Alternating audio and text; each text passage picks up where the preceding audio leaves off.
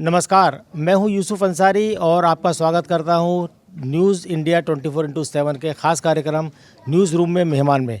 और आज हमारे साथ ख़ास मेहमान हैं मुख्तार अब्बास नकवी साहब, जो कि बीजेपी के वरिष्ठ नेता हैं, पूर्व केंद्रीय मंत्री हैं और कई बार राज्यसभा में रहे हैं, लोकसभा में भी रहे हैं। उनके साथ आज हम खुल कर बातचीत करेंगे। नकवी साहब, हमारे इस कार्यक्रम में, हमारे स्टूडियो में आपका बहुत बहुत स्वागत है। बहुत शुक्रिया यूसुफ भाई। नकवी साहब, लगभग 3 साल से आप एक तरह से कहें कि जब से आपने 6 जुलाई 2022 को आपका राज्यसभा का कार्यकाल पूरा हुआ था, मंत्री पद से आपने इस्तीफा दिया था, तब से आप पार्टी सिस्टम से एक तरह से बाहर है, सिस्टम में है। तो कैसा महसूस करते हैं? पूरी एक लंबा करियर आपका रहा है, उसके बाद अचानक राजनीतिक गतिविधियों से अलग। देखिए, इसमें पॉलिटिक्स में ना कोई बाहर होता है ना कोई अंदर होता है।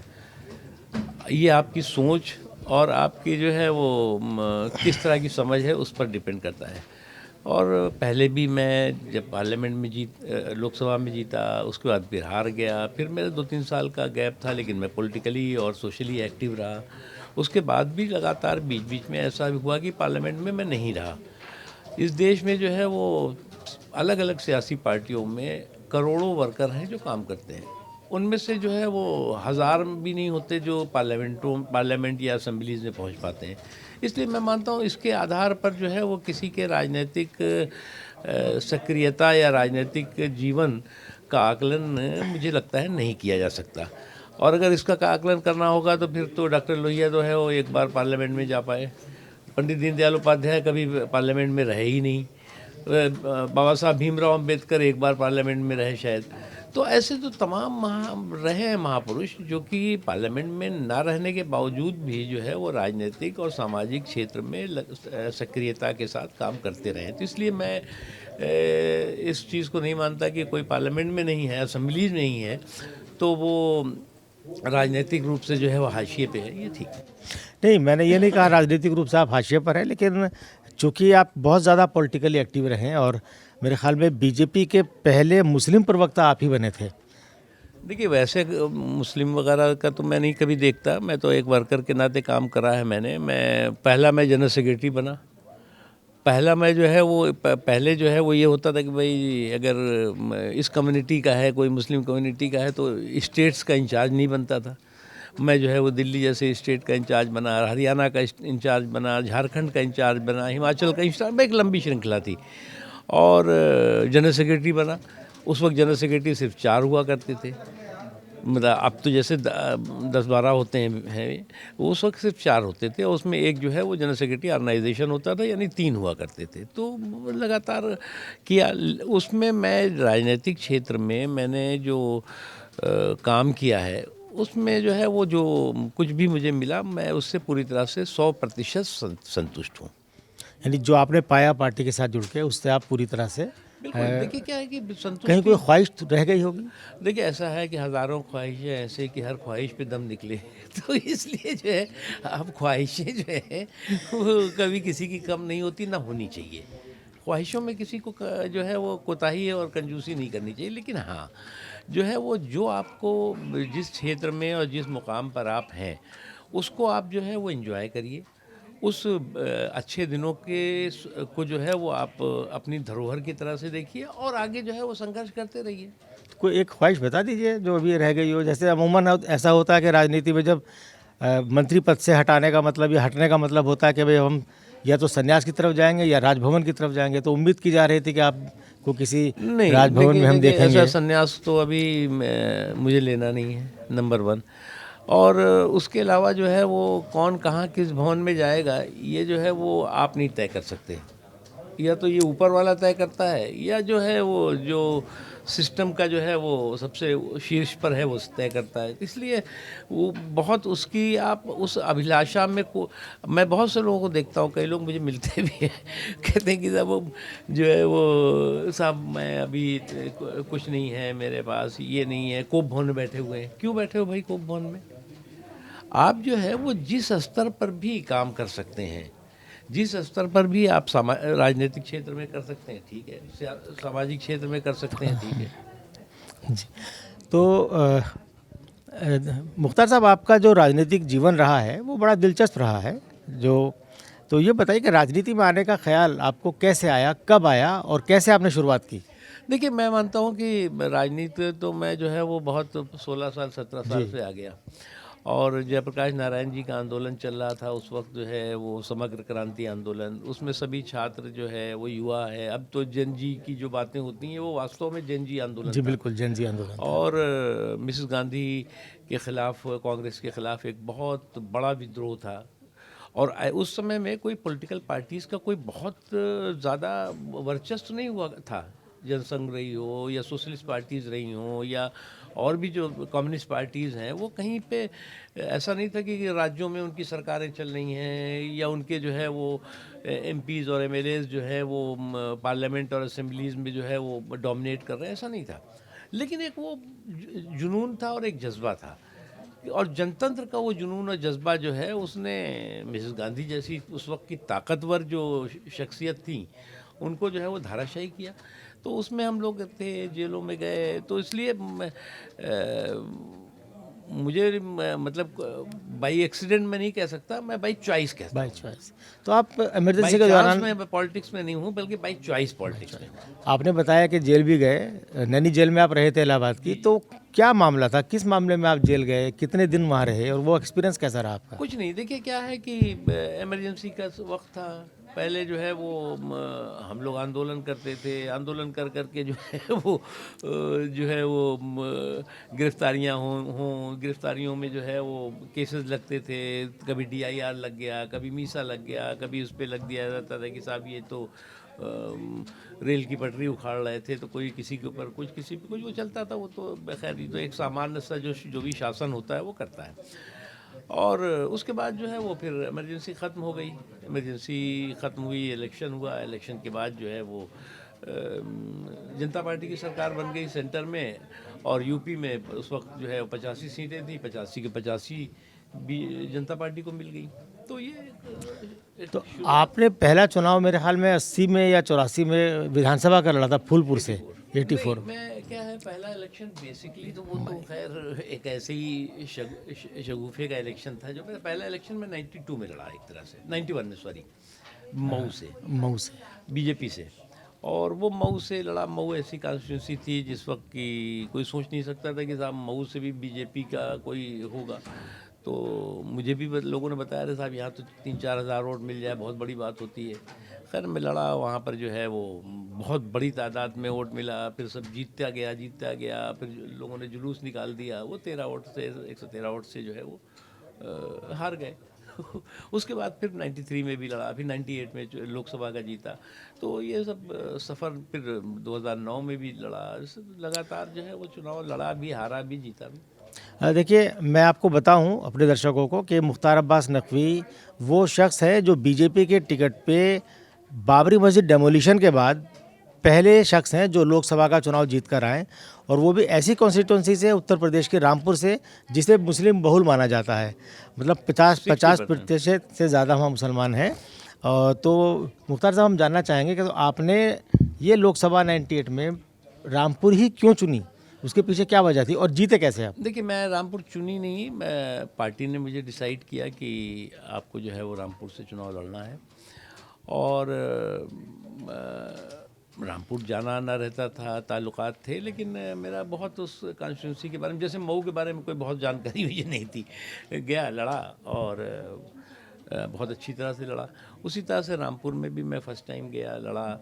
और उस वक्त जो है वो नवाब ख़ानदान की थी, वो एमपी बेगम नूर बानो। हाँ, उससे पहले उनके हस्बैंड एमपी थे। तो वो एक उनका जो है वो विरासत, सियासत की विरासत वाले लोग थे वो। तो बहरहाल वो जब गए तो मुझे भी नहीं लगता था कि जो है वो इतनी डिफ़िकल्ट कॉन्स्टिट्यूंसी में, और जैसा आपने कहा कि जो एक बहुत ही कम्युनली चार्ज्ड माहौल था, एक बहुत सांप्रदायिक तरीके से ध्रुवीकरण का माहौल था। और उसमें क्या होगा पता नहीं। बहरहाल लोगों के बीच गए, लोगों के बीच आए, लोगों ने पसंद किया। और आज भी मैं रामपुर से जीता उस वक्त, और रामपुर से आज भी मैं उसी तरह से जुड़ा हुआ हूँ, लोगों के साथ, लोगों के सरोकार के लिए काम करता हूँ। तो रामपुर से जीतने के बाद आपको अटल बिहारी जी ने अपनी सरकार में मंत्री बनाया था। आप सूचना प्रसारण के इंडिपेंडेंट मंत्री भी थे। और इस सरकार में भी आप पहले राज्य मंत्री रहे, बाद में कैबिनेट मिनिस्टर रहे, तो कह सकते हैं कि साहब दो जो बीजेपी की सरकारें रहीं उनका आपको एक्सपीरियंस है, दोनों में क्या फ़र्क देखते हैं? अटल बिहारी वाजपेयी जी की जो सरकार थी उसके कामकाज में और मोदी सरकार के कामकाज में क्या डिफरेंस आपने महसूस किया? देखिए, अटल जी की सरकार में मैं इंफॉर्मेशन ब्रॉडकास्टिंग के साथ साथ पार्लियामेंट्री अफेयर भी देखता था और बहुत डिफ़िकल्ट टाइम था। उस वक्त का अपोजिशन जो था वो नंबर तो थे ही उनके ज़्यादा, बहुत यूनाइटेड थे, बहुत अटल जी जैसा लीडरशिप थी और उसके सामने उनके सामने जो है वो उधर भी जो है वो बड़े जो है वो धुरंधर हुआ करते थे, जो अपोजिशन में भी होता था। तो बहुत डिफ़िकल्ट काम होता था, बहुत सरकार चलाना और फिर उसके बाद पार्लियामेंट चलाना, दोनों चीज़ एक बहुत लोहे के लोहे के चने तो चबाने बीजेपी के जो सहयोगी थे वही ब्लैकबेल करने पे लगे रहते थे नेचुरली, और क्योंकि पूर्ण बहुमत नहीं था मेरे ख्याल में अटल जी की उस वक्त 183 सीटें हाँ, बीजेपी की थी। देखिए क्या है कि बीजेपी की अकेली सीटें जो है वो 170-80 के 183 करीब थी। 83 आई। उसके बाद फिर जो है वो और लोगों पे, सहयोगियों पे डिपेंडेंट हुआ। ये तो यूसुफ भाई, ये पहला मौका होगा जब कोई गैर कांग्रेस सरकार बिना कांग्रेस के रिमोट और किसी भी पार्टी के सपोर्ट के जो है वो पूर्ण बहुमत पाई हो मोदी जी के नेतृत्व में। ये पहला मौका है 2014। जी। 2014 में भी पूर्ण बहुमत मिला बीजेपी को अकेले, लेकिन बीजेपी ने मिल करके और मोदी जी ने मिल करके सरकार बनाई। उसके बाद 2019 में भी पूर्ण बहुमत मिला, 303 से ज़्यादा सीटें मिल गई।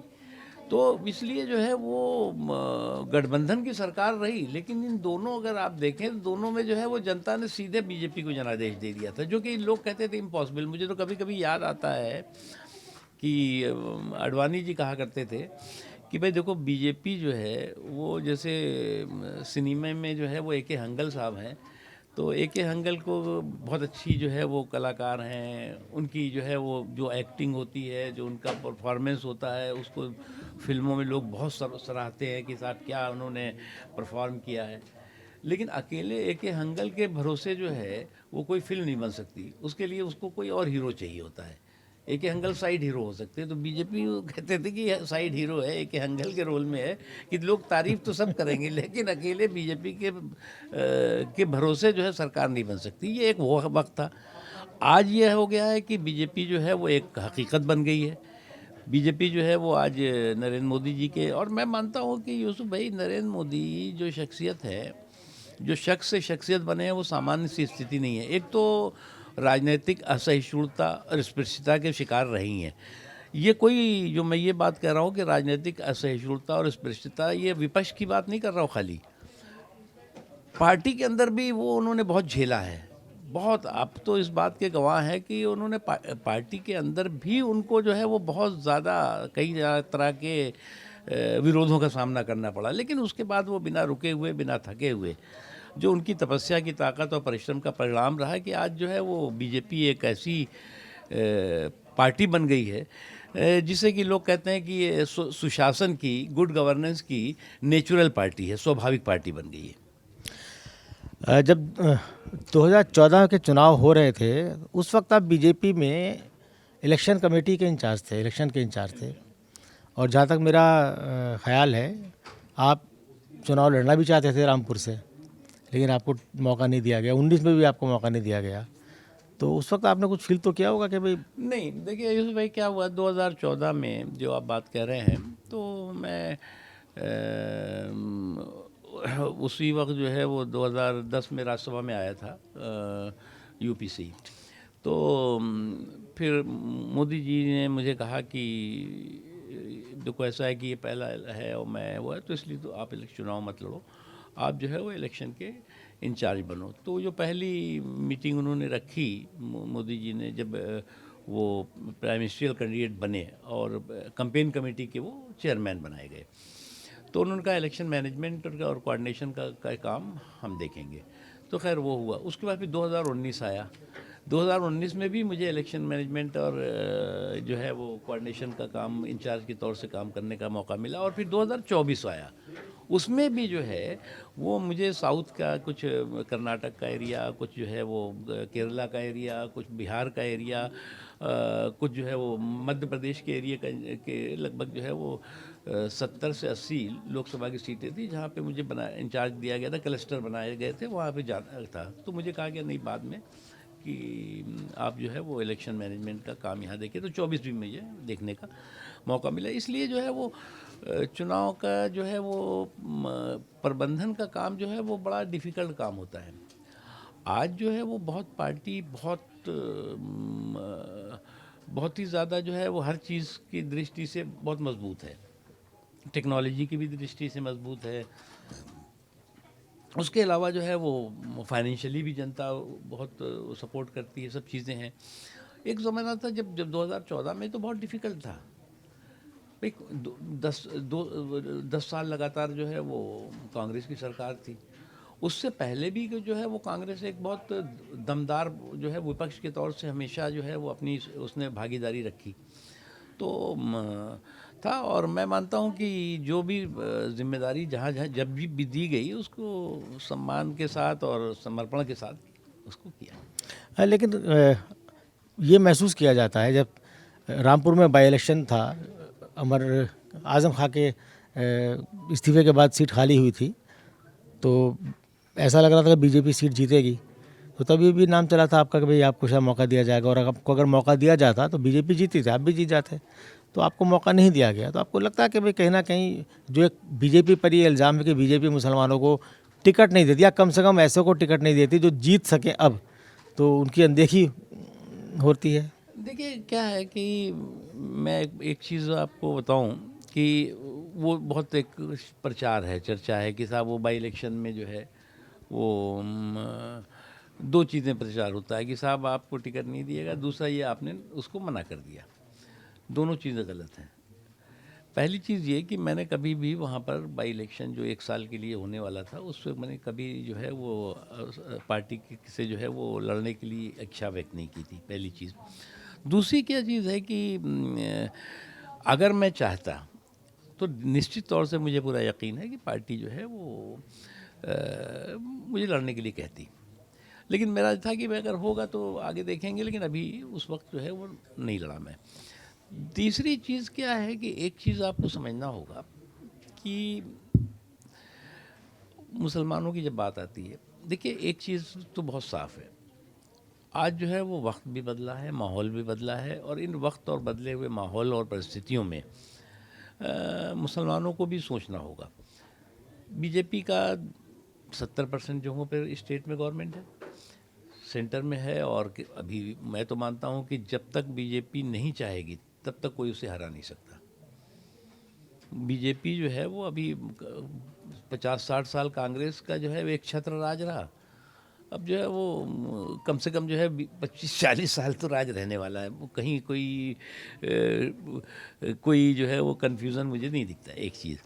इसलिए मुसलमानों को भी सोचना होगा कि जो है वो आपके वोटों की कंजूसी के बावजूद भी वोट विकास में कमी बीजेपी ने नहीं होने दी। और आज जो है वो बीजेपी को लेकर जो अनटचेबिलिटी की सोच है, इंटॉलरेंस की सोच है, वो कई कारणों से मैं मान सकता हूँ कि उनके दिलो दिमाग में, मैं भी जब शुरू में, मैं तो जब जेपी मूवमेंट में था उस वक्त जो है वो तभी था कि जनसंघ और आरएसएस जो है वो एंटी मुस्लिम है, ये एक दिमाग भरा हुआ था लोगों के। लेकिन सबको ये बात समझना होगा कि 25 करोड़ की पॉपुलेशन जो है वो उसको कोई देश से जो है निकाला नहीं कर सकता। लेकिन आपकी पार्टी के नेताओं के जो बयान मुसलमानों के बारे में आते हैं, कई तो कैबिनेट मंत्री हैं, गिरिराज सिंह अक्सर जो बोलते हैं उन पर कहीं कोई लगाम नहीं, ना पार्टी अध्यक्ष की तरफ से बोला जाता है, ना प्रधानमंत्री की तरफ से, ना गृह मंत्री की तरफ से। तो ऐसे में सिर्फ मुसलमानों से तवक्को करना, क्या आपकी पार्टी के बड़े नेताओं को सोच समझ कर मुसलमानों के बारे में नहीं बोलना चाहिए? अभी कई नेताओं के बयान इधर वायरल हुए हैं कि भाई हमें तो मुसलमानों का वोट चाहिए नहीं है। तो एक तरफा काम तो लगा, सिर्फ मुसलमान सोचें, पार्टी ना सोचे। देखिए ऐसा है कि जो आपने कहा कि कुछ बयान, इस आइसोलेटेड जो बयान हैं, घटनाएं हैं, जो छुटपुट घटनाएं हैं, उसके आधार पर आप बीजेपी के सोच का आकलन नहीं कर सकते। आप ये बताओ, पूरी दुनिया के इस्लामिक देश, पूरी दुनिया के मैं कह रहा हूँ, जो भी जितने बड़े देश हैं, चाहे वो यूएई हो, चाहे वो सऊदी हो, चाहे जितने भी हों, वो सारे के सारे मोदी जी के से जो है वो क्यों इतना प्यार करते हैं, मोदी जी के साथ क्यों इतनी करीब हैं, इतनी दोस्ती है। क्या हिंदुस्तान के इतिहास में इतना बेहतरीन और इतना शानदार, इतना जानदार रिश्ता हिंदुस्तान का कभी रहा जो मोदी जी के शासनकाल में जो है वो इन इस्लामिक देशों के साथ है। अरे पूरी दुनिया का इस्लामिक विश्व जो है वो मोदी जी के साथ खड़ा दिखाई पड़ रहा है, और यहाँ के जो है वो कुछ लोग जो है वो वो जो है वो जिहादी जिले इलाही बंदे की झोड़ में लगे हुए हैं। भाई अभी बरेली से खबर आई कि 12 लोगों को गिरफ्तार किया गया, 3 की और तलाश हुई, बाद में पता नहीं गिरफ्तार हुए नहीं हुए। उनका कसूर सिर्फ इतना था कि वो अपने घर में जुमे की नमाज़ पढ़ रहे थे, घर के अंदर, चार दीवारी के अंदर। तो क्या घर के अंदर भी नमाज नहीं पढ़ने दी जाएगी? और बीजेपी का किसी बड़े नेता ने इसकी मुखालफत नहीं की। देखिए मैं एक बात बताऊं कि जब कोई किसी क्राइम को जो है वो कम्युनल कलर दिया जाता है तो इसी तरह का जो है वो बात का बतंगड़ दिखाई पड़ता है। अब क्राइम क्या हुआ होगा मुझे नहीं मालूम, उसके बाद उसका कम्युनल कलर आ गया, वो दिखाई पड़ने लगा लोगों को। उसके बाद उसमें जो है वो नमाज का भी तड़का लगा दिया कि साहब नमाज पढ़ रहे थे इसलिए कर दिया गया। तो मुझे क्या लगता है जो हकीकत से ज़्यादा फंसाने पे जो है वो हाहाकार चल रहा है। आपको याद होगा कि एक वक्त आया था कि लिंचिंग ही हो रही थी, कह रहे जैसे साहब उसकी जो है वो ट्रेन पे लिंचिंग हो गई, तो उसकी जो है वो कार में लिंचिंग हो गई, तो उसकी तो मैं मानता हूँ कि इस देश के पंथ निरपेक्षता या सेकुलरिज्म और जो है वो कॉन्स्टिट्यूशन की जितनी भी बेदर्दी और बेशर्मी के साथ कुछ जो है वो साजिशी सिंडिकेट ने लिंचिंग की है, उसका बड़ा नुकसान हुआ है। और उसका नुकसान सबसे ज़्यादा मुसलमानों को हुआ है। एक चीज़ इसलिए मैं देख रहा हूँ कि ये जो सीडो सेकुलरिज्म की अफीम थी उसका नशा धीरे धीरे उतर रहा है। अब ये जो छद्म धर्मनिरपेक्षता की अफीम पिलाई गई थी ना कि साहब अगर बीजेपी आ गई, अगर आरएसएस आ गई और ये आ गई तो तुम्हारा जो है वो तुम्हारा वजूद ख़तरे में आ जाएगा, तुम्हारा इस्लाम ख़तरे में आ जाएगा, तुम्हारा ये ख़तरे में आ जाएगा। अब चलो आजकल अच्छा हुआ आप लोग कम से कम जो है वो, पहले क्या होता था कि एक जो है वो टोपी वाला बैठा ला और एक जो है वो तिलक वाला बैठा लिया, और जैसे मुर्गे लड़ाते थे वैसे लड़ाते थे। अब आजकल अभी कुछ दिनों से रुका हुआ है। आपका इशारा मैं समझा, लेकिन अभी उत्तर प्रदेश में देखिए शंकराचार्यों को लेकर के बड़ी बहस चल रही है। स्वामी अभिमुक्तेश्वरानंद शंकराचार्य हैं, उनको लेकर बड़ा विवाद चल रहा है, उनकी लीगल सैंक्टिटी है कि नहीं है। और अभी सरकार के दो पक्ष आमने सामने हैं।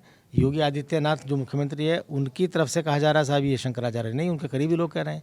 और जो डिप्टी सीएम है केशव प्रसाद मौर्य वो उनको शंकराचार्य मान रहे हैं। और कल शंकराचार्य अभिमुक्तेश्वरानंद ने कहा कि साहब ये जो है केशव प्रसाद मौर्य ये अच्छे व्यक्ति हैं और मुख्यमंत्री तो इन्हें बनना चाहिए। देखो ऐसा है कि ये संतों का, महान संतों का जो है ये मैटर है, इसमें जो है वो हमारे जैसे लोगों का कूदना ठीक नहीं है। फिर भी कुछ तो राय आपकी होगी। नहीं, मेरी कोई राय नहीं है। वो संत हैं, शंकराचार्य हैं, सम्मानित हैं। हमारे देश में जो है वो सनातन संस्कार धर्म के जो है वो 4 शंकराचार्य हैं। वो जो शास्त्र हैं उसके आधार पर हैं और उनका सबका सम्मान है। उसके अलावा अब एडमिनिस्ट्रेटिव तरीके से क्या है क्या नहीं है वो तो एडमिनिस्ट्रेशन जाने। लेकिन उत्तर प्रदेश के जो एडमिनिस्ट्रेशन है यहाँ अक्सर ये बात उठती है कि वो मुसलमानों के ख़िलाफ़ बायस्ड है। जैसे पिछले साल जब ईद आई तो मेरठ में ये कहा गया कि भाई जो मुसलमान अपनी घर की छतों पे नमाज़ पढ़ेंगे या सड़कों पे नमाज़ पढ़ेंगे उनका हम पासपोर्ट तक जब्त कर लेंगे। लेकिन इस पर भी बीजेपी के कभी किसी बड़े नेता ने कोई ऐसी बात नहीं कही कि साहब ऐसी बात नहीं होनी चाहिए। अभी देखिए तो जो लोग कहते थे कि साहब जो है वो जो यूपी में एडमिनिस्ट्रेशन है जो दंगाइयों की कुटाई और ठुकाई और धुनाई कर रहा है वो जो है मुसलमानों के ख़िलाफ़ बायस्ड है। तो अब खुद ही कंट्रडिक्शन है। अभी कह रहे हैं शंकराचार्य जी के ख़िलाफ़ बायस्ड है, अब उसके पहले मुसलमानों के खिलाफ बायस्ड। तो ये मैं मानता हूँ कि देखिए क्या है, कानून को अपना काम करना चाहिए। हाँ, कानून को अपने काम करने में कोई कम्युनल एंगल नहीं डालना चाहिए, कम्युनल प्रेजुडिस नहीं होना चाहिए, सांप्रदायिक पूर्वाग्रह कहीं पर नहीं दिखाई देना चाहिए। ये मैं इससे सहमत हूँ। अभी आपने कहा कि साहब अगले 20, 25 या 40 साल बीजेपी कहीं जाने वाली नहीं है। तो क्या इसके पीछे माना जाए कि जो विपक्षी तरफ से लगातार आरोप लग रहे हैं कि भाई आपने ईवीएम, पहले ईवीएम था फिर एसआईआर कि पूरा सिस्टम मैनेज कर लिया है और हर चुनाव बीजेपी जीतती है, वोट चोरी से जीतती है, तो क्या ये भी एक वजह उसके पीछे है या कोई और वजह है? देखिए, मैं उसमें एक बात बताऊँ, मैं विपक्ष में बीजेपी ज़्यादातर रही है। मैं तो खैर विपक्ष का ज़्यादातर मैंने पॉलिटिक्स के समय में देखा है, पार्लियामेंट भी देखा है। देखिए, जीत और हार को जब तक आप एक ही सिक्के के दो पहलू नहीं मानेंगे, जब तक नहीं मानेंगे जो जीता वो सिकंदर, जो हारा वो धुरंधर, तब तक जो है वो आप जो है वो इसी तरह से हार की हताशा में हुड़दंगी तमाशा करते हुए दिखाई पड़ेंगे। मुझे अफसोस कहना पड़ रहा है कि ये जो वयोवृद्ध पार्टी है, ग्रैंड ओल्ड पार्टी, इसकी जो सोच है वो आज भी जो है वो आज जो है वो पूरी तरह से जो है वो कन्फ्यूज़न के कबाड़ खाने में कैद हो गई है। अब अगर कन्फ्यूज़न के कबाड़ खाने में कोई कांग्रेस और उसका कुनबा कैद हो जाएगा तो यही होगा। आपको जो है वो जनता ने इस बार तो जो है वो जम करके जनादेश दिया, छप्पर फाड़ करके आपको 99 सीटें मिल गई, मोदी जी की लहर में मिल गई। उसको आप संभाल नहीं पा रहे हैं, उसका आप सम्मान नहीं कर पा रहे हैं, आप उसका इस्तेमाल जो है वो पार्लियामेंट में अपना तर्कों और तथ्यों के साथ विषय को रखने में नहीं कर पा रहे हैं, और आप जो है वो डिबेट और डिस्कशन का हिस्सा बनने के बजाय डिस्ट्रप्शन का किस्सा साबित होते जा रहे हैं। आपको लगता है कि जिस तरफ से जो बात आपने कही कि भाई कांग्रेस में कन्फ्यूज़न है, अभी 5 राज्यों के चुनाव आने वाले हैं, लोकसभा चुनाव से पहले कुल मिला के 17 राज्यों के विधानसभा चुनाव होने हैं, तो आपको लगता है कि कांग्रेस जिस रास्ते पे जा रही है और जिस तरह वो विधानसभा चुनाव हारी है, लोकसभा में 99 सीटें जीतने के बाद कई चुनाव हारी है, तो जो मोदी जी का जो नारा है कांग्रेस मुक्त भारत का, क्या आपको लगता है कि 2029 के लोकसभा चुनाव से पहले कांग्रेस की किसी राज्य में सरकार नहीं होगी? देखिए, मैं एक चीज़ आपको बताऊं, कांग्रेस मुक्त भारत के लिए अब बीजेपी को कुछ करने की ज़रूरत नहीं है। कांग्रेस जो है वो अपने को मुक्त करने जो है वो देश को जो है से मुक्त देश को कांग्रेस से मुक्त करने के लिए खुद कांग्रेस काम कर रही है। और आज अगर आप देखें तो कांग्रेस की लीडरशिप में पूरी तरह से कन्फ्यूज़न भी है, कंट्राडिक्शंस भी है और कन्फ्लिक्ट भी है। अब अगर किसी पार्टी और किसी लीडरशिप में कन्फ्यूज़न हो, कंट्राडिक्शन हो, कन्फ्लिक्ट हो, तो वो कहाँ पर पहुँचेगी? एक चीज़। दूसरी चीज़, अगर आप सोचें तो कांग्रेस का आप समझिए, कांग्रेस को मैं मानता हूँ कि मैं कभी कांग्रेस के पक्ष में नहीं रहा हूँ। मेरी पॉलिटिक्स भी, वो अलग बात है कि कुछ लोग जो है वो गैर कांग्रेसवाद करते करते कांग्रेस की गोद में चले गए होंगे, लेकिन मेरी पॉलिटिक्स शुरुआत से ही गैर कांग्रेसवाद वाली रही है और आगे भी रहेगी इंशाल्लाह। कांग्रेस जो है वो एक सिस्टम था जो धीरे धीरे कोलैप्स कर गया है। कांग्रेस के बगैर जो है वो लोग सोच नहीं सकते थे कि कांग्रेस मानी सत्ता की पार्टी, और जो पार्टियां हैं वो विपक्ष में दो चार छुटपुट वाली पार्टियां हैं। जैसे आज बीजेपी है, आज स्वाभाविक तौर से बीजेपी एक सुशासन और शासन की पार्टी मान ली गई है, और पार्टियां जो है वो, तो इसलिए ये सोचना कि आप परमानेंट कोई सत्ता में रहेगा या परमानेंट कोई विपक्ष में रहेगा, ये गलत है।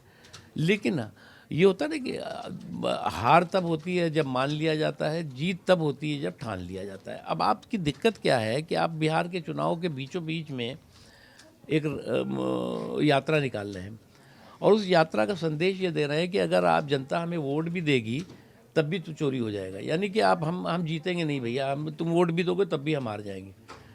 तो लोगों ने कहा भैया जब तुम जी हमारे वोट देने के बाद भी कह रहे हो हम हार जाओगे, तो फिर तो हम एक तरफा वोट करें, तो तुम्हें क्यों वोट दें? तो आप पहली बात तो तय करो ना कि आप लोगों में मैसेज। देखिए, मैं मानता हूँ कि मैं इससे कोई मुझे गुरेज नहीं है। राहुल गांधी मेहनत करते हैं, परिश्रम कर रहे हैं, लेकिन ऐसा परिश्रम किस काम का भैया कि जिसका परिणाम ही ना निकले।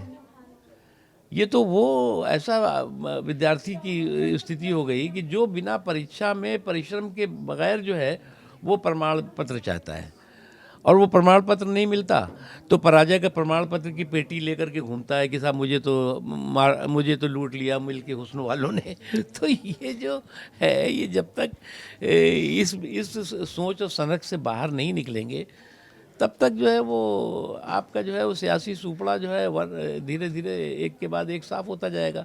और राहुल गांधी जी, मैं मानता हूं कि आज जो है वो उनके खुद जो साथी हैं जिनके साथ वो गठबंधन करते हैं, पार्टी के लिए है नहीं मुझे मालूम, लेकिन गठबंधन के लिए जो है वो आज राहुल गांधी जी एक लाइबिलिटी बन गए हैं, एक बोझ बन गए हैं।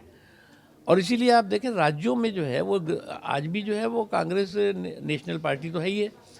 अब वो कितने दिन रहेगी मालूम नहीं, लेकिन जो है वो आज भी जो है वो जो रीजनल पार्टीज़ हैं उन कांग्रेस के साथ जो है वो अलायंस करने में 100 बार सोच रही हैं कि भैया करें कि नहीं करें।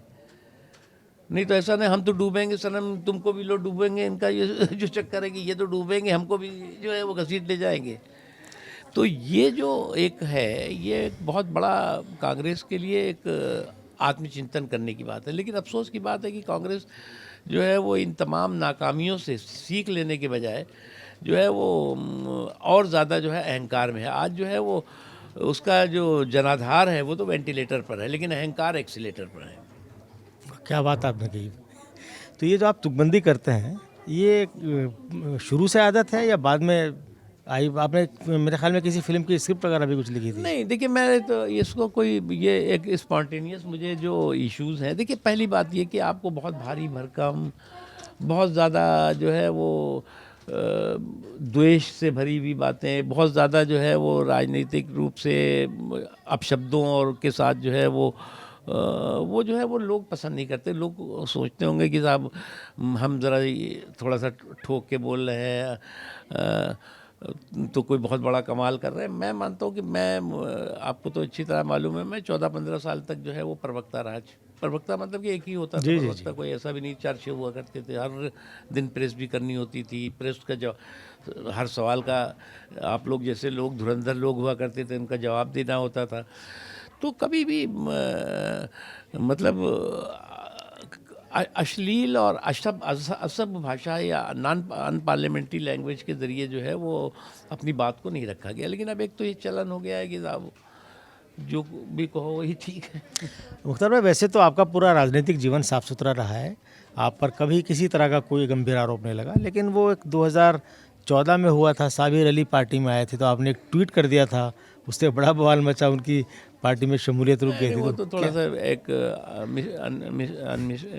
मिस्टेकन आइडेंटिटी का इशू था, वो क्लोज हो गया। अच्छा, अब क्या फ्यूचर आप देखते हैं राजनीति में अपना? देखिए, मैं पॉलिटिकल सिस्टम में सक्रियता के साथ काम करता हूँ। देश में लगभग 15 दिन जो है वो विभिन्न जगहों पे दौरे वगैरह करता हूँ, जहाँ पर जो है वो पार्टी के भी कार्यक्रम होते हैं, सामाजिक कार्यक्रम भी होते हैं, डिफरेंट अलग अलग प्रोग्राम्स वगैरह होते हैं जहाँ पे मैं जाता रहता हूँ। और दिल्ली में भी सक्रियता के साथ जो है वो जो भी जिम्मेदारी रहती है वो काम करता हूँ। तो इसलिए जो है वो हम अपने इससे देखो, कुछ लोग होते हैं कि जिन्हें काम दिया जाता है, कुछ लोग होते हैं काम अपने आप निकालते हैं। तो आप तय कर लो कि भाई आप बैठे रहो कि कोई, हम काम का मतलब ये नहीं है कि हमें नौकरी कोई की बात कर रहा हूँ मैं, लेकिन ये है कि आपको काम खुद करे। क्योंकि कभी भी ये आप सोचो कि कोई आपको आगे बताएगा कि जी वो घर में बैठे हुए हो, आपके बगैर तो काम नहीं चल रहा है, तो ऐसा कभी नहीं होता। देखिए, ज़िंदगी के मेले दुनिया में कम ना होंगे, तो इसलिए दुनिया में ज़िंदगी के मेले कभी कम नहीं हुए हैं। उन मेले का में आप जो है वो किस रूप में अपने को फिट करते हैं, ये इम्पोर्टेंट है। मुख्तार साहब, आप जब मंत्री थे मोदी सरकार में, तो आपने माइनॉरिटी अफेयर्स मिनिस्टर के नाते कई अहम काम शुरू किए, मुझे याद है, और उससे एक बड़े फ़ायदे भी हुए। जैसे हुनर हाट आप एक लगवाया करते थे, फिर ये जो है 1 डिस्ट्रिक्ट 1 प्रोडक्ट वाली स्कीम भी आपने लॉन्च कराई। तो आपके जाने के बाद इन कामों की कहीं चर्चा नहीं होती, तो क्या वो सिलसिला रुक गया है?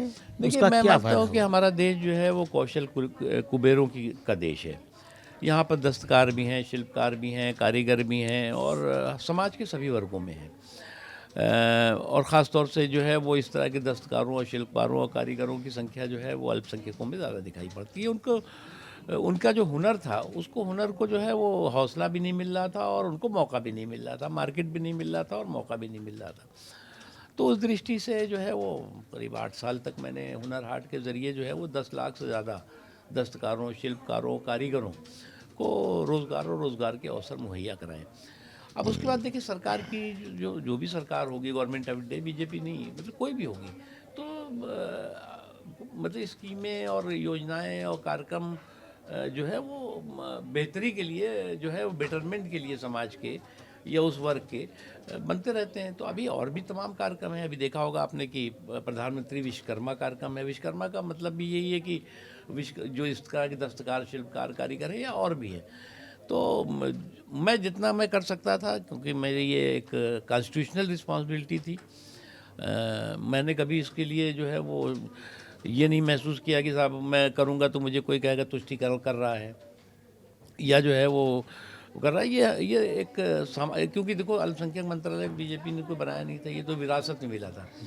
उससे पहले क्या था कि जो अल्पसंख्यक मंत्रालय था उसमें जो है पार्ट टाइम काम हुआ करते थे। वो समाज कल्याण विभाग का हिस्सा था। हाँ, पर तो उसके बाद 2006 में full बनाया। time, हाँ, तो जो कुछ कर सकते थे, और वो सारा कुछ जो है वो नरेंद्र मोदी जी के आशीर्वाद से और उनके प्रोत्साहन से होता था।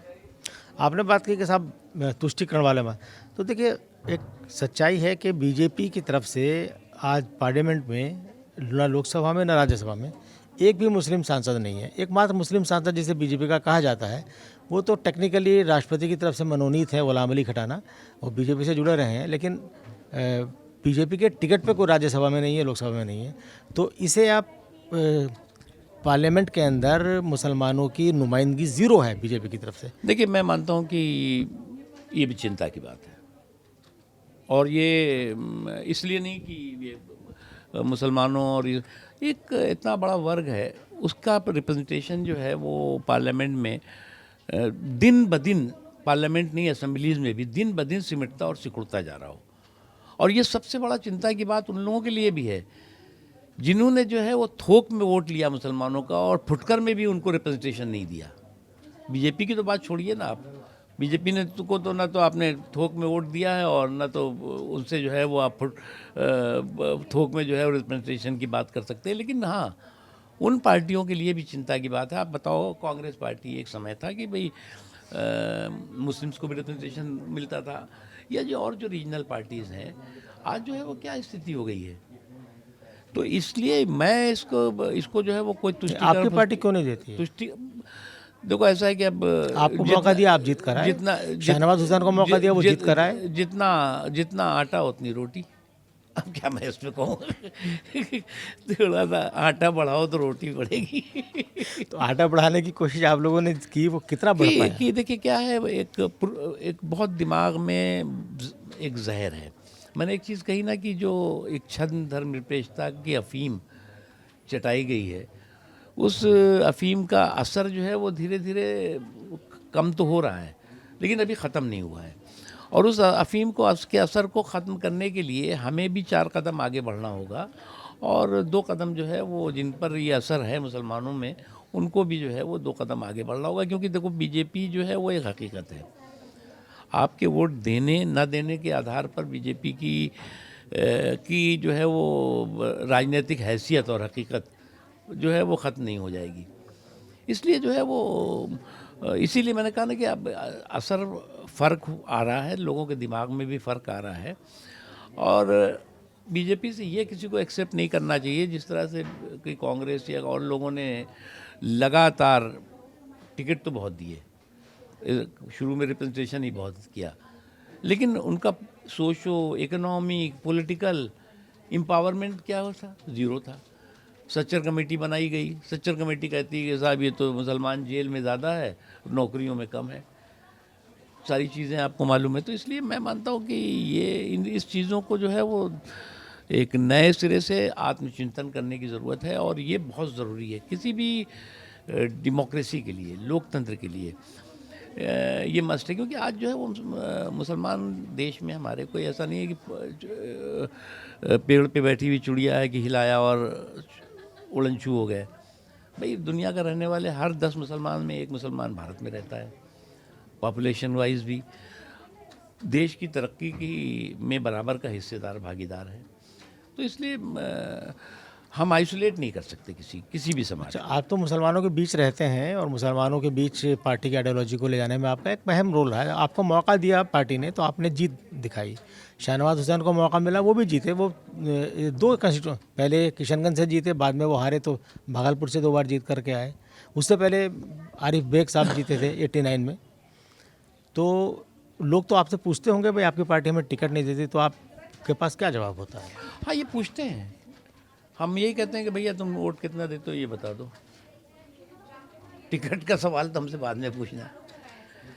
तो वो तो है, लेकिन क्या है कि ये इस आधार पर हम जो है वो ये नहीं मानते कि आप जो है वो वोट कोई नहीं देता इसलिए उस समाज को टिकट नहीं मिलेगा, ये नहीं है। लेकिन उसके अलावा पार्टी जीत और हार के आधार पर जो है आकलन करती रहती हैं और करती हैं।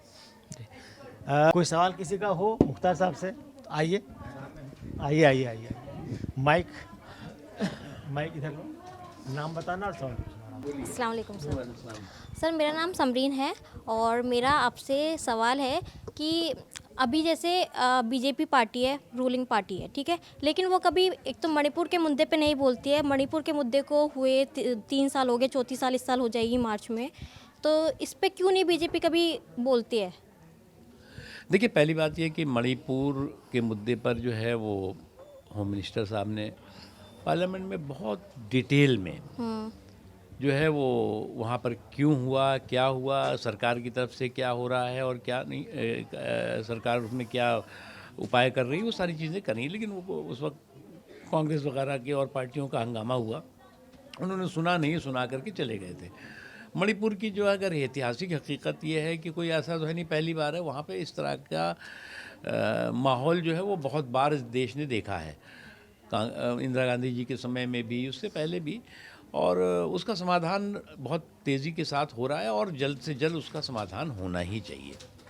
सर अभी आपने रिसेंटली पश्चिम बंगाल की सीएम ममता पर एक बयान दिया था जिस पे विपक्ष ने आपको घेरा भी था, तो उस पर आप विपक्ष को क्या कहना चाहेंगे? नहीं, मैंने तो यही कहा, मैं तो यही कहूँगा कि भैया जो पश्चिम बंगाल की ज़मीन की हकीकत है, माँ, माटी और मानुष की एक ही आवाज़ आ रही है कि मतलब हर तरफ जो है वो ममता दीदी की विदाई का बैंड बाजा सुनाई पड़ रहा है। और वहाँ पर माँ, माटी और मानिश जो है वो यही कह रहा है कि बाबुल की दुआएं लेती जा, जा तुझको सुखी संसार मिले, सत्ता की कभी ना याद आए, विपक्ष में इतना प्यार मिले। यही कहा था मैंने। Thank you so much sir. कोई और है? आ जाओ।